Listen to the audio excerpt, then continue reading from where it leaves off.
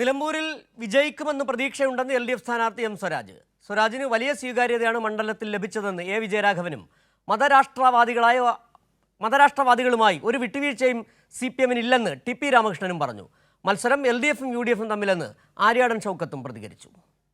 നിലമ്പൂരിൽ വൻ ഭൂരിപക്ഷത്തോടെ വിജയിക്കുമെന്ന് പ്രതീക്ഷയുണ്ടെന്ന് LDF സ്ഥാനാർത്ഥി M. സ്വരാജിന്റെ പ്രതികരണം. വോട്ട് രേഖപ്പെടുത്തിയതിനു ശേഷം മാധ്യമങ്ങളോട് പ്രതികരിക്കുകയായിരുന്നു M. സ്വരാജ്. വോട്ട് രേഖപ്പെടുത്തി എല്ലാവരോടും വോട്ട് ചെയ്യുക എന്നാണ് പറയാനുള്ളത്. ഒരു ഘട്ടത്തിലും ആശങ്ക തോന്നിയിട്ടില്ല, പിന്നല്ലേ തെരഞ്ഞെടുപ്പിൻ്റെ മുമ്പിൽ ആശങ്ക തോന്നുന്നു. നല്ല ആത്മവിശ്വാസമുണ്ട്.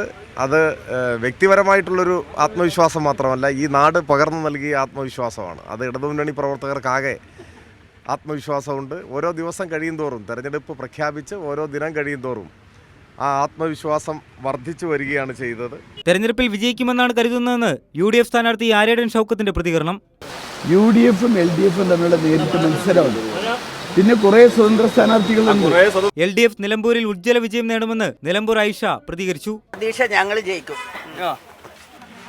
ബൂത്ത് കണ്ടപ്പോൾ വളരെയധികം സന്തോഷം തോന്നി. വലിയ സ്വീകാര്യതയാണ് M. സ്വരാജിന് നിലമ്പൂർ മണ്ഡലത്തിൽ ലഭിച്ചതെന്ന് A. വിജയരാഘവൻ പറഞ്ഞു. ന്യായമായ വിഷയം മാധ്യമ പ്രവർത്തകർ ചൂണ്ടിക്കാട്ടിയപ്പോൾ ആ ചോദ്യത്തെ തന്നെ അങ്ങ് മാറ്റി നിർത്തി. വ്യക്തമായ ഉത്തരം പറയാൻ സാധിച്ചില്ല. അത് പ്രകടമാക്കുന്നത് UDF-ന്റെ ആത്മവിശ്വാസക്കുറവിനെ. മതരാഷ്ട്രവാദികളുമായി ഒരു വിട്ടുവീഴ്ചയും CPM-ന് ഇല്ലെന്നും LDF നിലമ്പൂരിൽ വൻ വിജയം നേടുമെന്നും TP രാമകൃഷ്ണൻ പറഞ്ഞു.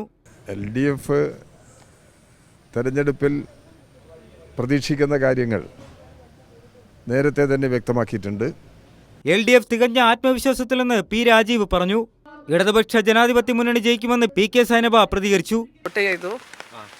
എന്തായാലും ഇടതുപക്ഷ ജനാധിപത്യ മുന്നണി ഇവിടെ വിജയിച്ചിരിക്കും. സ്വരാജിന് ഒരുപാട് അനുകൂല ഘടകങ്ങളുണ്ട്. News desk Kairali news.